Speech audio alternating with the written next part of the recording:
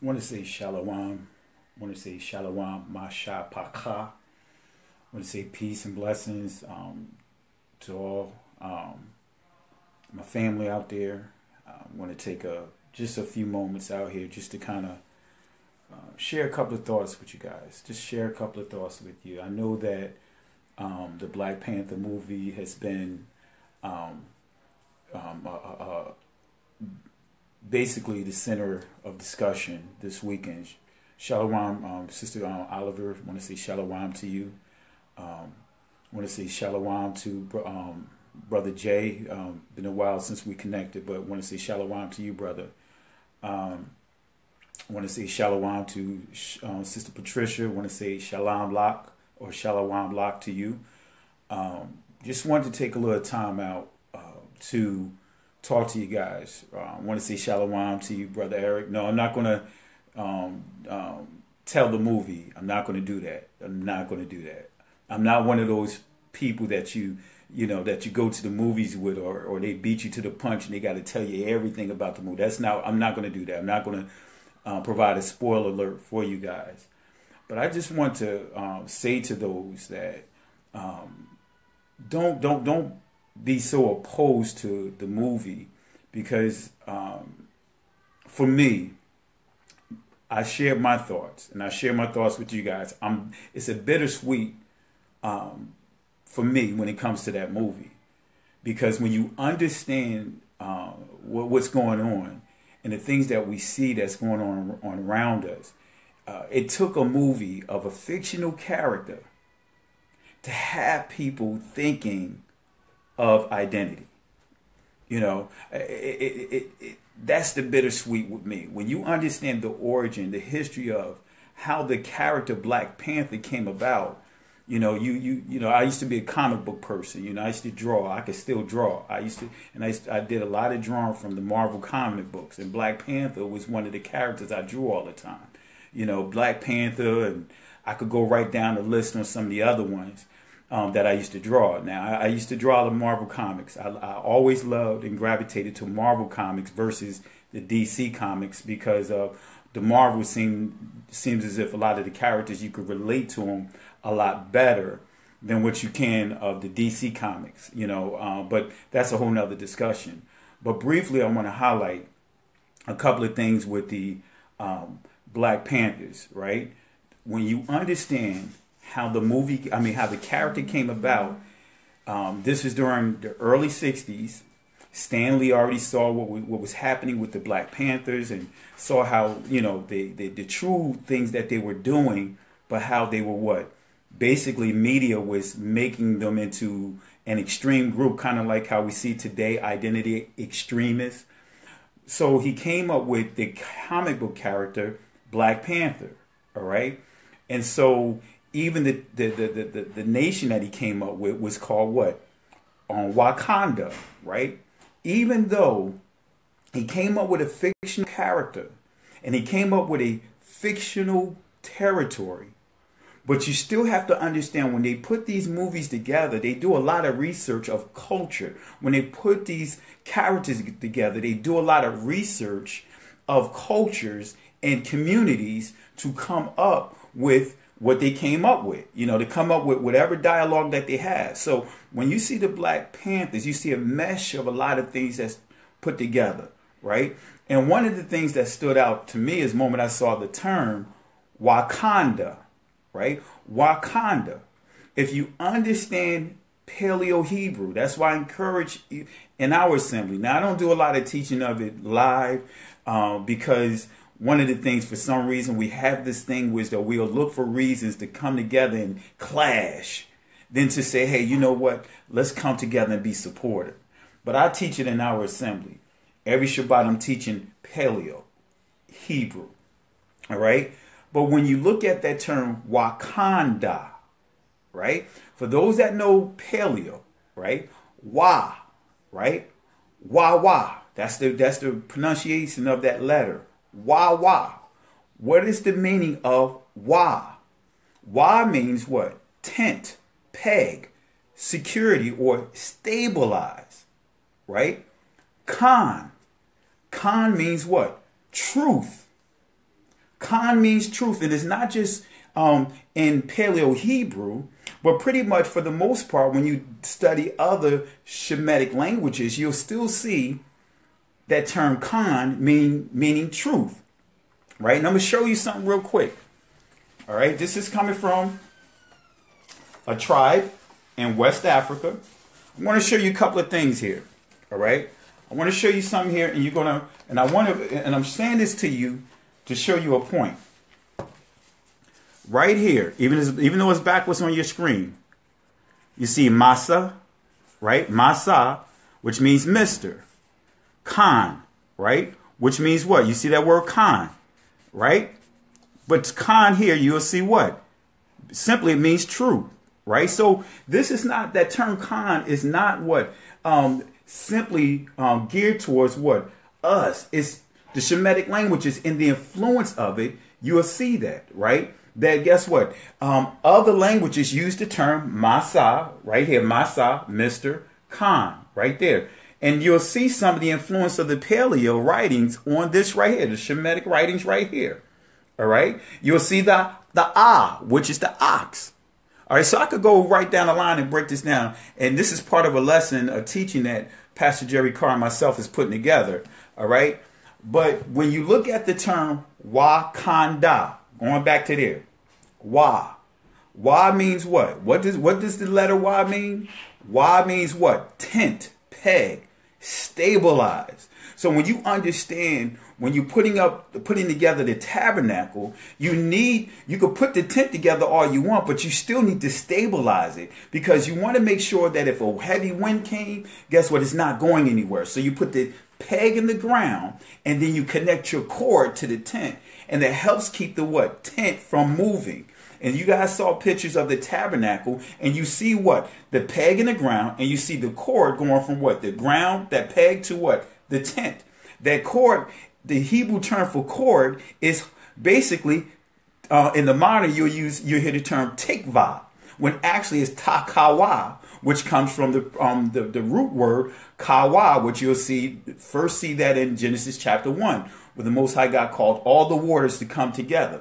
So secure, secure, right? Now we get to Khan. Khan simply means what? True. Khan, true. So guess what? Security, true. All right. Now we get to the dalat, right? The dalat, right? It means what? Door. So when you look at the entrance of the door, the that's what the means. So when you see Wakanda, guess what? You see right there, you see what? Security, right? Stability, Khan, true, door, path, one way in. Because when you understand the tabernacle, there were not multiple ways of entering in. There was one entrance, and you had to go through the process to enter in. And not anyone can enter the tabernacle. All right? You had to go through the process of even gaining entrance to it. So I'm saying all of that to say is that, guess what? We have to go deeper. And, when I watch that movie, right, when you understand Wakanda, even though it's a fictional movie, but they use what? They use studies of our vernacular. They use studies of the heritage of all of Akibulan, because if you understand Genesis, right? This is where you have to change your approach when you read in scripture. Adam was not created in the garden. The Most High God planted the garden, and then he took Adam. It said he took Adam. He placed him in the garden. So Adam was not created in the garden. He was what led to the garden. All right. So when you start understanding and putting all these different things together, guess what? You can really start looking at things, and you can learn a lesson from everything. Guess what? You can see a lot of different things within the movie, and you can call it out like, hey, you know what? Some of the things that is being portrayed, I'm not caught up in all of that. What I'm caught up in is, what can you take out of this? Number one, I'm so thankful that the movie was not filled with curse words, people. We got our own people that's producing movies, and every other sentence they got to be cursing, they got to be degrading women or degrading men. It's like you got to see homosexual scenes, you got to see sexual scenes. There was not a single scene inside this movie whatsoever. And this is one of the movies that what? You sided with what? Who? You sided with what? The so-called criminal. Because you understood where he was coming from. And when you understand the semantics, that so-called criminal who challenged the throne, guess what? It's parallel to who? The people of the Most High God in the United States. Right? Because guess what? We got so many that have made it, that have in their minds, they made it, they achieved great things, but they forgot where they came from, and they forgot what it took them to get there, and do not want to go back to help anyone out. Some of us have got comfortable in what was being described as what is successful. What did society describe as being successful to a Kadar person, a dark melanated person? What does society deem? No, successful among us means what? That we are what? Together as a family. We speak in the same language. We have territory. You see, that's our heritage right there. So guess what? Regardless of those that want to bash, I don't want to, I don't want to get caught up in all this Kemet stuff and all this other. No, you know what? When you look at the principles of this movie, the principles of this movie, it highlights, guess what? It's making it plain that what? All civilization came in what? Akibulan, Africa. Akibulan. Hands down. And then it dealt with what? The most precious metals. The most precious metal is where? They highlighted it is in what? Africa. And guess what? One of the threats was, hey, they did not want to get this technology out because they knew that it would be what? Exploited. Isn't Africa, Akibulan, being exploited to this day?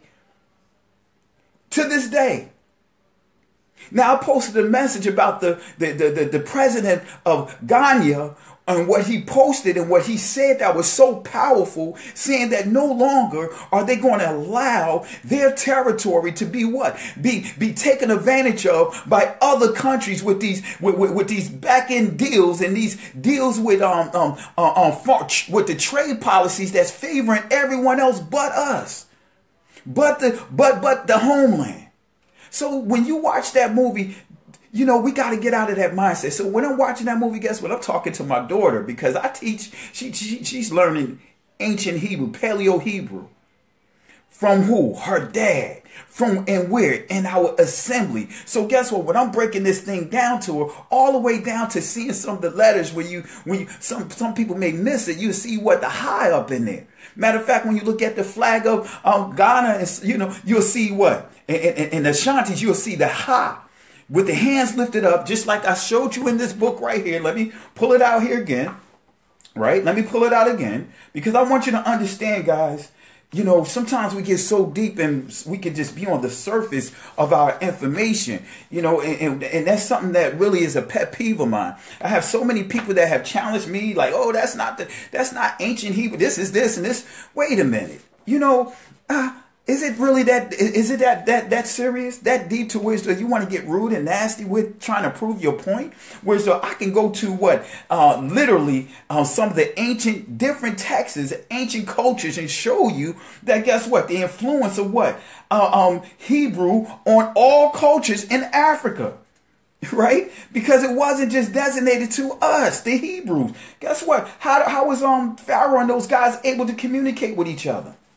All right. So let me show you this real quick. Let me pull this book back up. Right. I want you to pay attention to some of this. All right. What does that look like? That looks similar to the tha. That looks like the ah. There it is right there. The tha, the ah. That looks almost like the ga. Right. Not the ga, but the la. Right. You see some of the influence. You see that looks similar to the ha. You got the hand, the arms extended right here. You see some of the influence right here. But guess what? Many times we can miss so much so many nuggets that the Most High God want to reveal to us. But because we can get so tunnel minded in how we think that we miss out on some of the bigger pictures, man, the bigger points. It took going back to watching this movie on how we should get back to how we do our movies. When I hope many of the Kadar or Shakar producers and those that are pushing it, making movies, I hope and pray you get back to the basic foundation that you don't have to have cursing. You don't have to have all this sex stuff. You don't have to have people that can't articulate themselves just to try to promote you. You don't need any of this. And guess what? Even when I saw in this movie how the women, see, even though they had the Panther there, but when you understand everything that the characteristics tied into what? The lion. When you see the lion, right, and you saw the women, right, how they were protective, guess what? When you look at a lion's pride, who is the hunter? Who does most of the hunting? Who really does most of the protecting? You will see the lion is right at the scene. Even when another lion, male lion, may come to try to challenge the lion that's over that pride, guess what? Guess who kicking the gear? Those lions kicking the gear, and they start what? Trying to chase out and help what? The one that's over their pride. You saw a lot of that. And see, that's what we miss it at. It's so many nuggets in that movie. If we got back to that, because I'm telling you, I'm being straight up with you. I can't stand none of those Tyler Perry movies. I can't stand it because they are stereotypical movies. I call it chitlin plays, chitlin movies. Because why? It's always what? One of our sisters that got dogged out by a guy, and the guys that you have portrayed there is what? If they're educated, guess what? They're homosexuals, they're cheating, there's nothing positive about the men. And then the women, guess what? Same thing, they so independent that they even have them flaunting that they use what? Sex objects, sex toys to please themselves, to saying, hey, I don't need no man. You see what's playing out in the movies that we see that's coming from our people? That's why I get offended when I think even about the Nat Turner situation, as far as the movie about Nat Turner that came out about a year and a half ago, that we allowed media to dictate the narrative, that a media that attacked a brother, an actor who put together a movie, because we see all over the place, where's the pastors? The pastors are being called coons. The pastors are being called Uncle Toms. But nobody really talking about some leaders, some pastors that was reading the word that took a stand back in the time of slavery. So here you have this brother. Now I'm not saying that he was okay on what he had done at the age of 18, 19 years old in college. Guess what? Now he made a bad mistake. We know he did. But guess what? Why didn't they bring that up when he was making a Soldier Story almost 20 years ago? But they waited till he came out with this movie. Just before he came out with this movie, then they want to bring up what happened in in college, when he was in college. Why didn't they bring that up back then, before he did the movie, the Soldier Story, and other movies he acted in? No, it was calculated. It was calculated because they knew at the height of what was happening with all the police officers that was killing our brother and still murdering our brothers and sisters in the streets. But he did a movie, right, to really especially the Kadar people, the Negro preachers, these Negroes inside the churches start thinking that, saying, hey, you can take a stand. Hey, in the scriptures in itself talks about liberating his people. And that's what that movie was showing. But what happened? They demonized him, and what do? We, instead of going to press out to that, went and pressed out to what? To watch Tyler Perry, Halloween, and Tyler Perry in drag. In drag. And then you got this brother who took his last dimes and put all his money into this movie to make sure that story about Nat Turner got put out there. And what happened to it? What happened to him? You see him getting pulled over by the cops over the weekend, on Friday. See, that's what we so busy. We want to see the forest, but we can't even get past the tree in front of us. See, if we get back, this is getting back to the basics, guys. Getting back to the basics, man. Getting back to the basics. That's why, like I said, when I saw that movie, I took my daughter, wanted to go see it. I said, all right, I'll take you. But I used it as a teachable moment to her. And guys, again, there's teachable lessons in everything.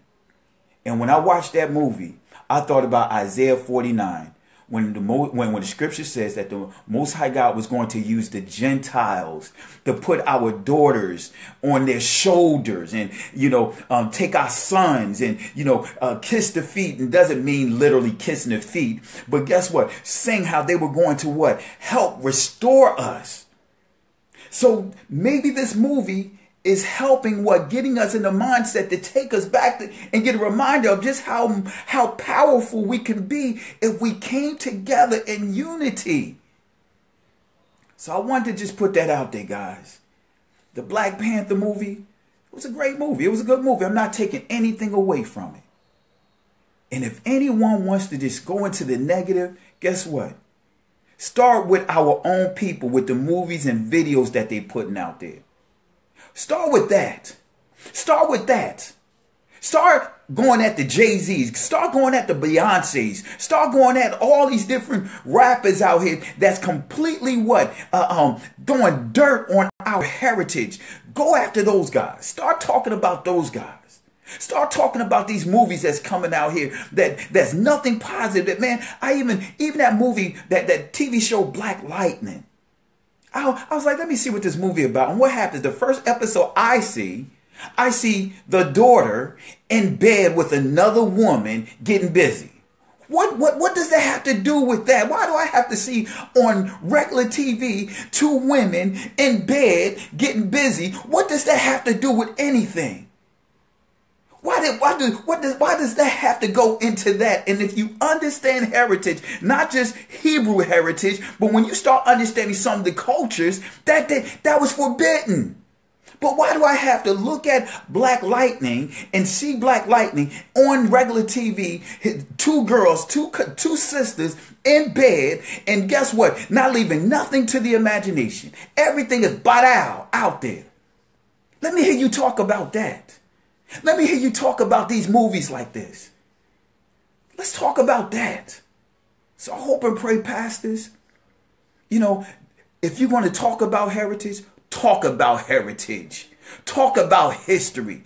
Talk about identity. Don't stop at the edge that you want to talk about and say, hey, everything came from Africa, but you don't want to talk about the true Hebrew Israelites, the true Israelites who were melanated people who is. I'm not going to say was, is.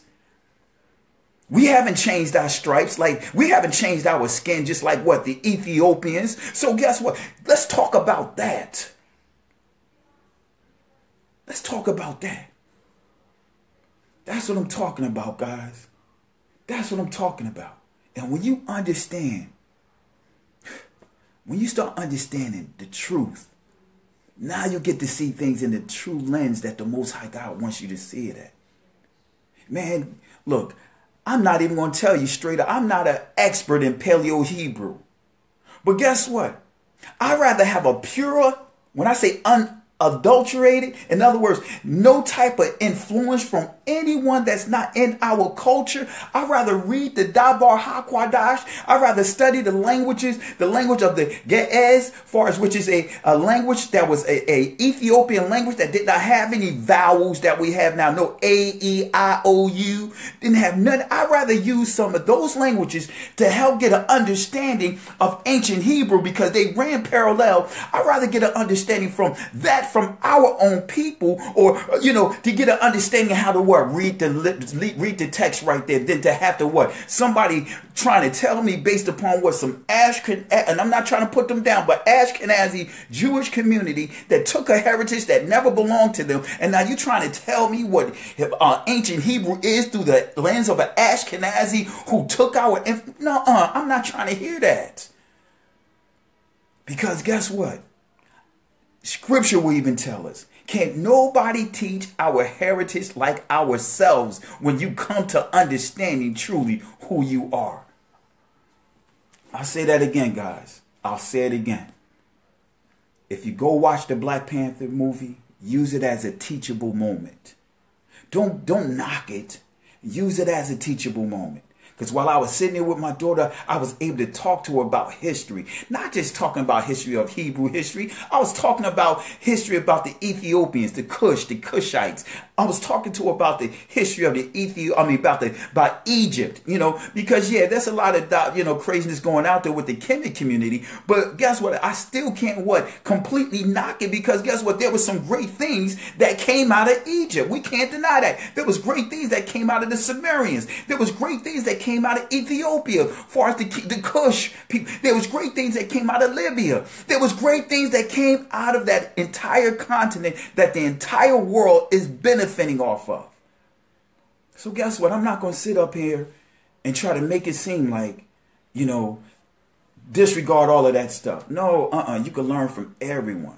Every culture that's there, that movie, you can learn from us. You can learn something. There's some nugget in it that you can take out of it to reinforce what you believe, to reinforce our Dabar Hakwadash. So I'm saying all that to say, people, I'm not going to hold you up. But for me, I encourage you to go watch the movie. Go watch the movie. And I was proud that my daughter wanted to go watch the movie. And guess what? We had our dashikis on. But see, we didn't just start wearing our dashikis for this weekend. We've been wearing ours. We've been wearing it in our congregation. We've been wearing it in our temple. And so now when she said, let's go out, and you know what, to my surprise, I thought there'd be more people out there. It was a packed house, but only 6 people had on their had on dashikis. Had on dashikis. The rest, didn't, but it was only 3 of us. So with that being said, I thank my daughter for really wanting to go out and see that. And she had her dashiki on and she was proud of it. I posted a picture up with both of us with our dashikis on, and I used it as a teachable moment. A teachable moment. Why? Because my daughter knows that even the dashikis itself, this is not a dashiki, but even the dashikis itself came from our people. They were worn under robes, right? But because of the climate, right, they began to wear them outside of the robes, without the robes. That's what the dashikis came from us. But nevertheless, I love you guys. Really appreciate you guys. And I want to encourage you guys, be a blessing today. Before this day close out, pray for somebody. Pray for your community. Pray for the people around you. And even pray for those that you don't even know. Just put it out there in the atmosphere. If you want change, start participating in the change. Stop keep sitting on the side talking about change. Participate in the change. Because there's 3 types of people out here. 95% of the people is what? Well, actually, let's do a reverse. 3% of the people that actually make things happen, participate in the change, make things happen, right? But guess what? You have 10% of the people talk about making things happen, right? So far we dealt with about 15% of the people. 85% of the people spend their whole life wondering and trying to figure out what happened. What happened? Don't be that 85 to 90% that's spending their whole life trying to figure out what happened. And don't be that other small percentage about talking about making things happen. Be like that small percent, that 3 to 5% that is making things happen. We need to turn those numbers upside down. All right. But Shalom, family. Love you guys. Going to go ahead and call it a wrap. Call it a night here. Really appreciate you guys tuning in. Got some great information we're going to share later on in this week. But really appreciate you guys. And I encourage you guys, if you haven't, go into the slave database. Matter of fact, when we get this, the site is up. I'm going to add the database to unapologeticauthority.com. And I'm going to have it up there to where I'm going to actually upload all the names that I have. I was able to get access to that database. So now I'm going to take that database and I'm going to upload all the information into that website. So you can, in the way that I'm going to do it, like all the ancient letters, it's going to tie into the names. You'll be able to search for a name or just type a letter in and you'll see names that's associated with that letter. And you'll see a lot of Hebraic names that was in, Freetown, right? Freetown, West Africa, Sierra Leone. All right. So encourage you guys, let's continue come together, look for reasons to come together to build, not reasons to stay separated. But nevertheless, I love you guys. Shalom. Be blessed. And make sure you remember this. Can't go back. Can't stay here. Keep moving forward. Shalom.